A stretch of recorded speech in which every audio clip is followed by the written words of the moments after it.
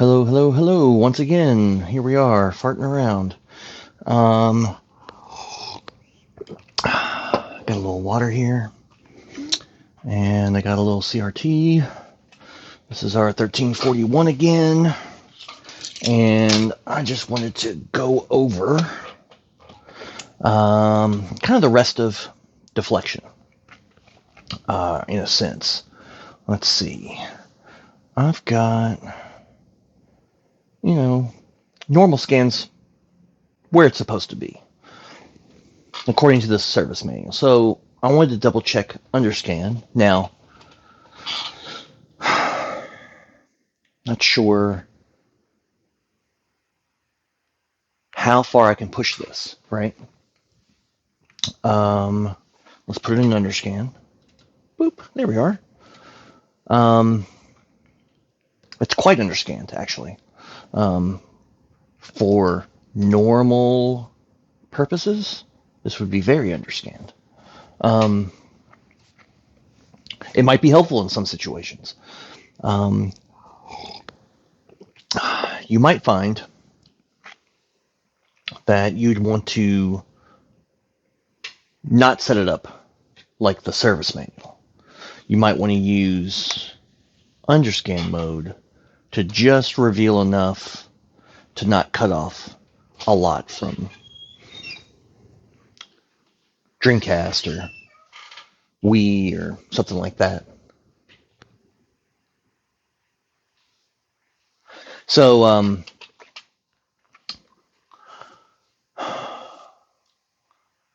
this would be extreme for that application, but we aren't worried about application right now. We're just worried about following the service manual. So the question is, can we get that right? And then from there make responsible decisions based on our needs. But first, let's just get it right. So, actually, I don't have to do it long ways. Let's just do it this way. I got this little guy here. He's great. It's a little clear, plastic, flexible ruler. This one's a big one. This one's actually better suited for like 20-inch monitors and bigger. But it's fine for our purposes here. You can curve it along the glass, stuff like that. It's very helpful. And the markings are pretty clear. It's not super fine. It's just inches because I got it from a, American art supply store. And, I think this is actually pretty good. The service manual for Underscan said that you should see the white border all the way around. For the most part, we can. That's good. And that it should be, it says 5 to 6 millimeters from the edge of the, the mask. That's like 3/16 or a quarter inch for those playing at home. And, you look at this side, and that's kind of where it is. That's not bad. And then from the bottom, same difference. I think it said, one of them's 5 millimeters plus or minus 3, and the other one was 6 millimeters plus or minus 3. So you can do, 5 and 5 or 6 and 6. That's fine. This one is more like a quarter inch top and bottom, whereas that's a little off center, but there isn't a separate V-center for underscan mode, so I think we just have to live with it. That's okay. But that's roughly kind of where the manual wants it. That's fine. I'm not gonna push it. But the underscan and overscan, well, overscan's not really the right word, normal scan. There are some medical monitors that do have an overscan mode, like the M2 MDU It's actually very important that you get your normal scan to that like 95, 96% viewable area, because the overscan button is just a offset of normal scan. You can adjust it too, but only within certain parameters. So if you overscan normal scan too much, then overscan becomes completely useless.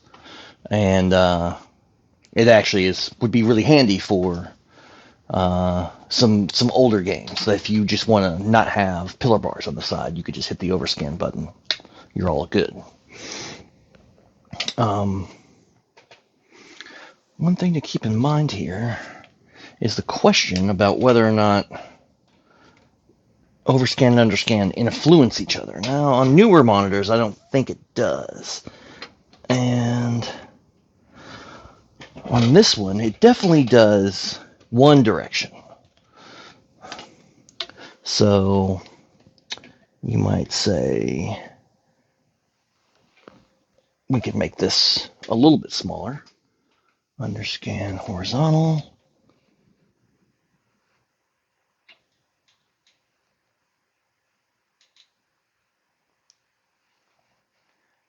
Right. Now that's more like a half an inch. Or not a half an inch, quarter inch. That's good. And then that's definitely already a quarter inch. It's a little kind of, like I said, not perfect at the top. It's not centered. I don't think there's much we can do about that.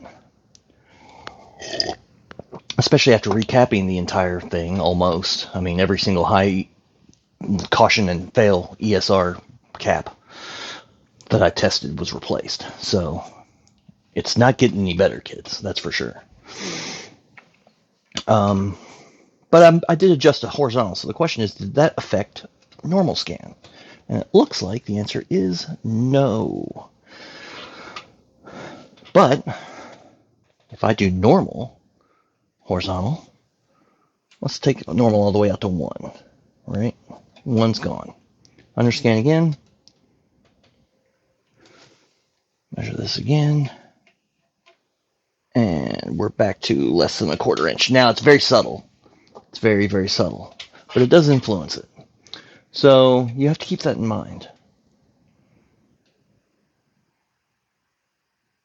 There we go.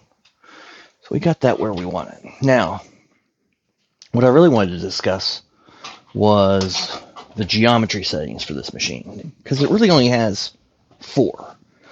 And they're global for underscan and normal scan. So, you're going to optimize it for normal scan, and you're going to get what you get and like it.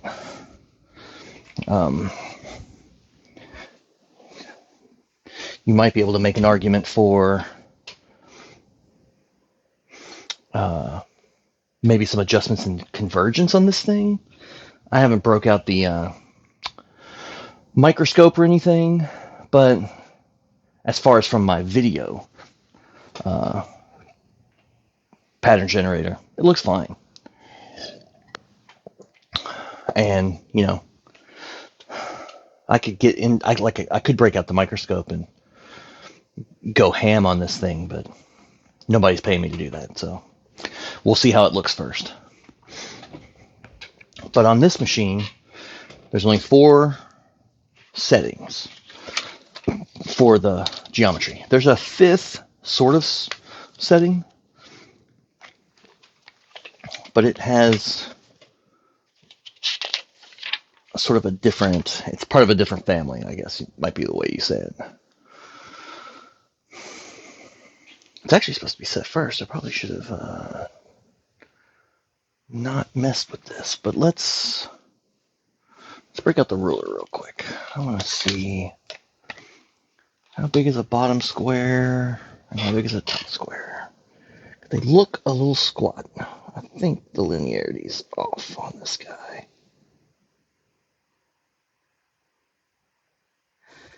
Yeah, it's about 1/4 of an inch. And up here it's about,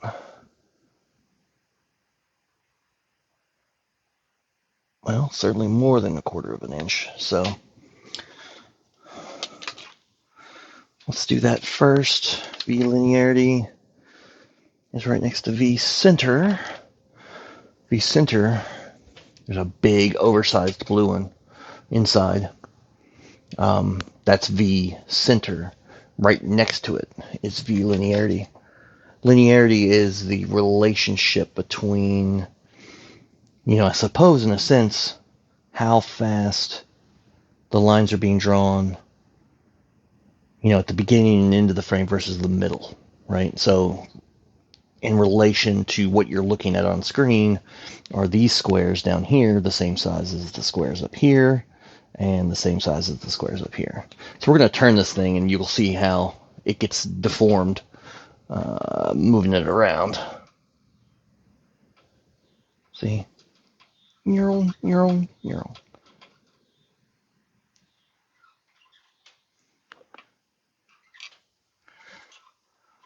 Question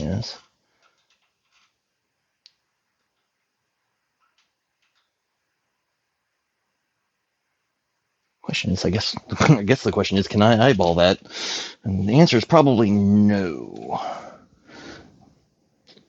Now, I made the monoscope that's in 240p test suite, so there are elements in there to do the same thing. So you don't need a professional crosshatch like this. I just happen to have it hooked up. It's what's convenient. I need it for other things. That's almost exactly a 1/4 inch. That's good. Let's look at the top. That's still a little big. So let me line that up. I kind of got the edge of the ruler right on the middle of the horizontal line. It gives me a sort of nice thing I can see. Let me jump back on this guy here. Obviously, I can't make it a 1/4 inch.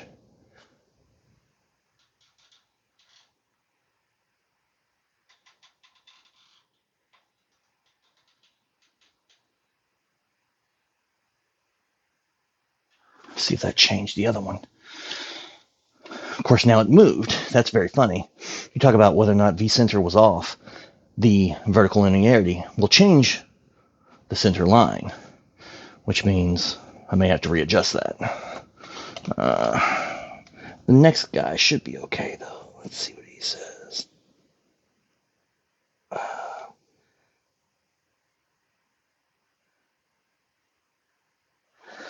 That might be okay. But like I said, it changed the center. So we want to fix that. That might actually fix our underscan centering problems. So you get an idea of how interrelated everything is. It does make a difference. It also takes a lot of iterating on things to get it just right. It also changed the size of things, so it also changed my, fix my V size here.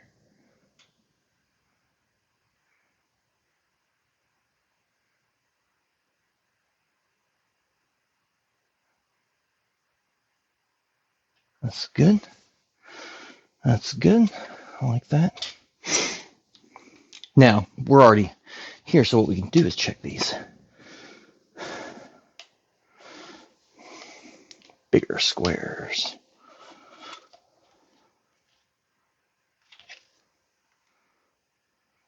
The circles, for that matter.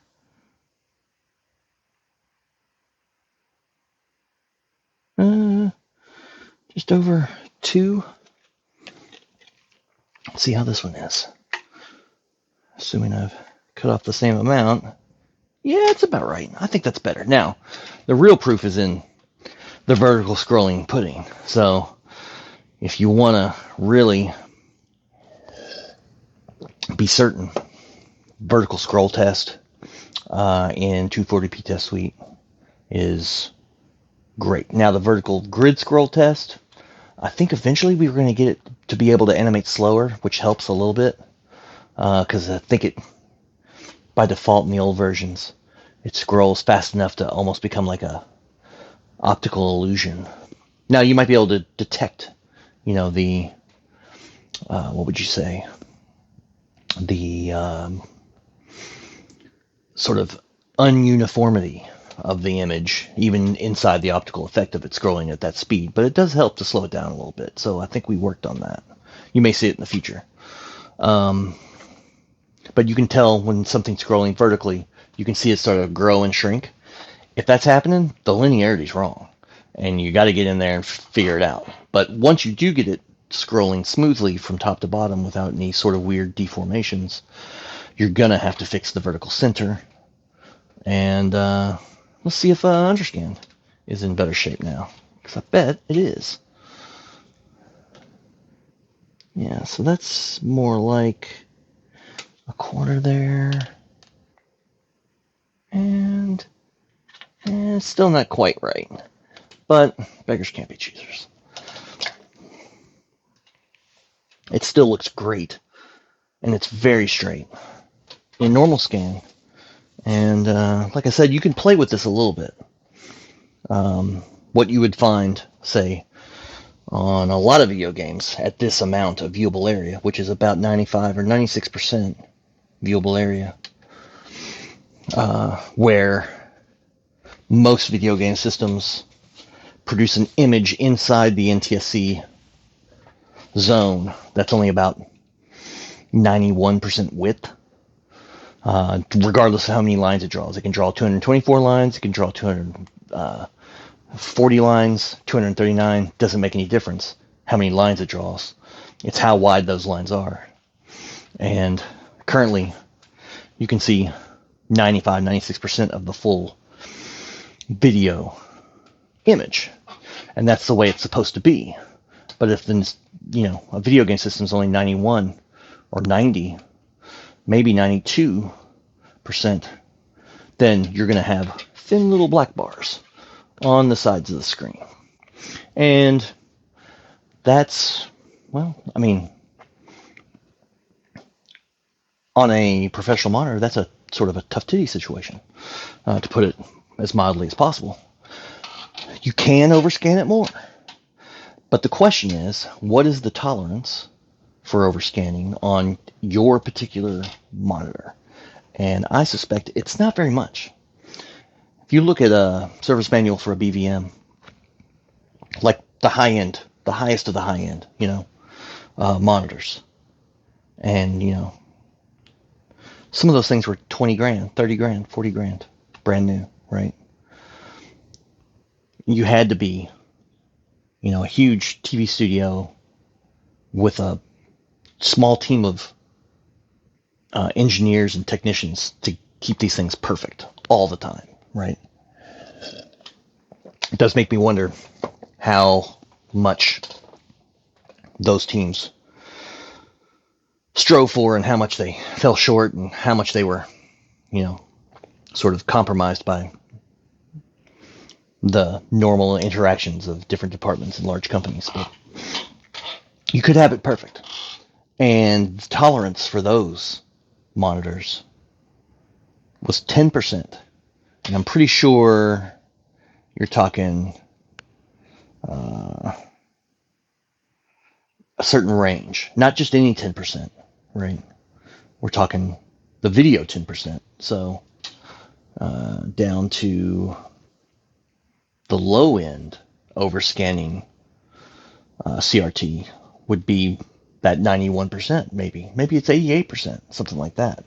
And the high end is the 100% or 103%, or because it's interesting, my monoscope produces the whole thing, including the white border, is a 100%. I'm overscanning a certain amount according to how it's designed and how what the monitor's asking for, and that's about 95 or 96%.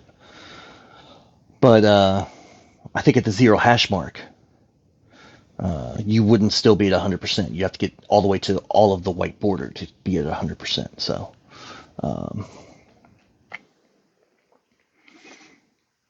getting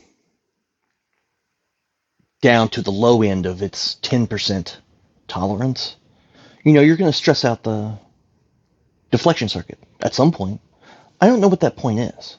I'm just warning you to take a little time to find out what the limits are and what the expectations are. Because if you're going to spend like 2 days recapping a CRT, maybe it's a consumer CRT and it's like 20 caps and you can do it in an afternoon. Great. This thing took me 2 days, right? If you're going to go through that trouble and then overscan it beyond its intended, tolerance of the circuit that you just recapped, guess what's going to happen? In a few years, you're going to have to recap it again. So do you want to do that or not? So maybe you do. Maybe you want to drive it hard and too bright and too overscanned, and in 2 years you'll have to recap it again. Who knows? There's a smarter person than me that can actually do that calculation. I don't know what it is, but I suspect it's not pretty. Better to calibrate it right and not push it any more than it should. You can push it some. I'm not saying you can't. I'm not saying it has to be like this and it has to stay like this. I'm saying be careful and know what your limits are. And understand the consequences of breaking the rules. Because what you don't want to do is, two things you don't want to do on a CRT is damage the tube or damage the flyback. Most everything else, I guess if you really pushed deflection beyond its limit and you damaged the windings and the deflection yoke, you're sort of equally screwed, though you might be able to source a deflection yoke easier than you can a flyback or a tube, certainly, right? We're on limited time for the tubes. You should take care of them. And flybacks, they're not simple. I would like to see someday someone take responsibility for understanding what it might take to strip one apart and rewind it and make it work again. Or at least get to the point where we can remanufacture some of these really popular ones. Maybe, I don't know how many of these PVM flybacks get recycled into Sony consumer CRTs. That's a good question. What's the subset of flybacks that we actually need remanufactured or reconditioned or something like that? But it's going to need to be done someday. And I suspect it's probably a little bit easier than trying to rewind a deflection yoke. Because that's like winding a guitar pickup, so good luck with that. Anyway, for the geometry settings on this thing, there are 4. There's pin amp, pin phase, vertical angle, and vertical bow. I think in the manual it just says bow, but it's vertical bow. 2 of them affect the center of the screen, and 2 of them don't. And it's my philosophy, through some trial and error over the years, and maybe some other guys will agree or not, but I think systematically it's easier to get it right and get it right faster by changing the ones that affect the middle of the screen first. So the angle and bow of the center lines, if you get those right first, your edges are going to be off. But then you have separate settings just for the edges. So I think you use the 2 settings that you have at your disposal to get your center line nice and straight. And then you use the other 2 settings to compensate for the edges. This one's already done, but we'll play with it so you can kind of see. So we have V angle and V bow. Those are right next to the column next to linearity and video phase. So let's see. So we got this guy. That's Bo. All right. Now, I'm just going to look sort of askance at the screen from the top, a sort of angle, and you can see the lines sort of become sort of hyper-aligned with the actual phosphors themselves. And that's a great way to judge if they're actually straight. Here's the angle. And so it keeps those lines straight, but skews them in a different way.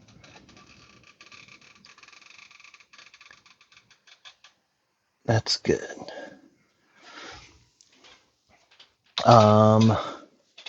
So, center line straight. We're going to do pin amp and pin phase. Those are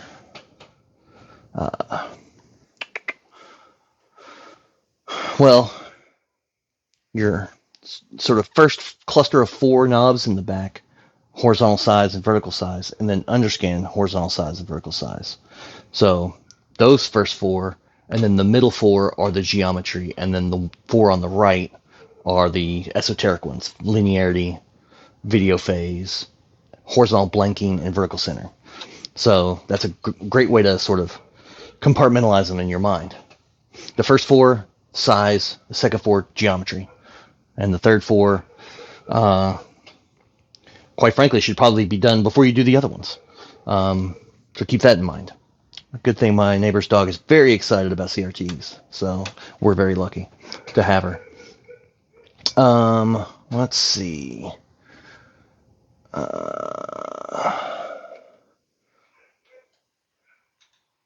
Pin amp. You can see pin amp curves the screen on the outside, but not in the middle. It sort of stretches the middle a little bit, but not terribly. So I'm going to look at the edge of the top of the screen here one more time. That looks pretty good. That looks pretty good. Now, it's very straight here, so I'm very happy about that. But you can tell that it's fatter at the bottom and almost gone at the top, so it's actually still at a slant in a sense. So we're going to play with pin phase. Pin phase is the same thing, but it's V angle, but for the outside. See? Now, well, that's just very nice. Actually, I'm very happy about that. That's pretty good. I feel good about that. This little corner down here is tucked in. I don't know what's causing that, considering I just recapped it. But I also see it a lot on this model of monitor. And so it may be a component in deflection that is not a capacitor that's causing that. And I'm not 100% smart enough to tell you what it might be. I would love for some of my smarty pants friends on the internet to maybe postulate what that might be. You know, let's say, assuming I recapped deflection well, and that's off the table as far as consideration goes, what might cause this? Grab my metal screwdriver. That's no fun. Ceramic screwdrivers. Don't shock yourself. Don't mess up your stuff. That little curve there, I'm not worried about it. It's not the end of the world. It doesn't bother me. It might bother some other people. It might drive people crazy. It doesn't bother me. Well, let's say I've gone through the work of purity and convergence and yoke position and all that stuff on monitors before. And God help you if you need to do that stuff, if you absolutely positively have to do it. Like if something horrible is wrong with your CRT and that stuff has to be done, I feel for you, because it's not pretty, and it's not worth it unless you absolutely have to do it. If you got a little bit of a thing here, and your, convergence is a little off on the edges, like, it's not worth the effort to fix it. That's part of the attraction of some of the really fancier BVMs, is that you can get that stuff 100% perfect, 100% perfect across the entire screen. And it's bananas. And trying to achieve similar results, like manually on older CRTs, less sophisticated CRTs, less sophisticated deflection yokes. Like, I like the deflection yoke on the 40 series. It's actually pretty effective for having no dynamic convergence adjustments whatsoever. Like, I can't believe how good it is for as simple as it is.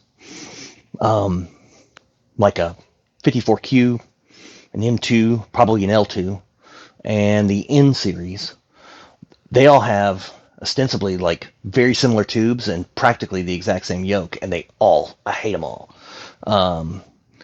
As much as I love the M2s and how well you can get them calibrated as far as white balance and balancing the inputs, levels and all that stuff, it is, man, if you got convergence problems, I don't want to think about it.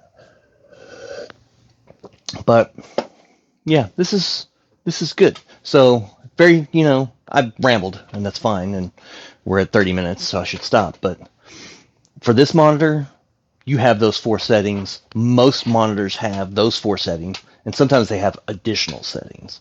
But the principles are the same. You're going to have a set of adjustments that change the middle, that change everything, basically. And you're going to have a set of adjustments that only change the sides.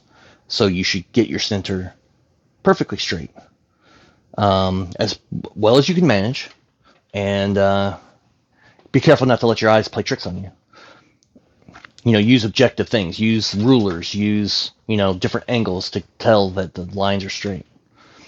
But get that middle straight, then get the sides straight.